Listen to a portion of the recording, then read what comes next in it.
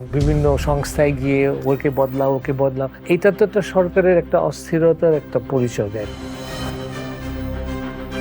এটা সরকারের অস্থিরতা বলবো না, এটা সময়ের অস্থিরতা। সব রাজনৈতিক দল বলে যে দরকার নেই সংস্কার, নির্বাচন দিয়ে দেয়।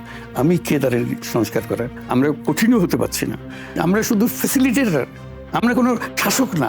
উপদেষ্টাদের নিয়োগ দেন, এটার মধ্যে স্বচ্ছতার অভাব আছে। সর্বশেষ যে চারজনকে বলেন, এদেরকে কিভাবে সিলেক্ট করলেন, কোন ক্রাইটেরিয়া নিয়ে, এটা কিন্তু একটা প্রশ্ন আছে। শেখ হাসিনাকে নিয়ে আপনারা সরকার কি করবে? আপনি কালকে বলেছেন যে বিচারের পরে তাকে আনার জন্য আপনারা আবেদন করবেন। আমাদের বিচার যে মানদণ্ডে হয়, এটা আন্তর্জাতিক পৃথক আর দেশি মানদণ্ড ভিন্ন। আমি তো মনে করি না জাস্টিস ইজ জাস্টিস।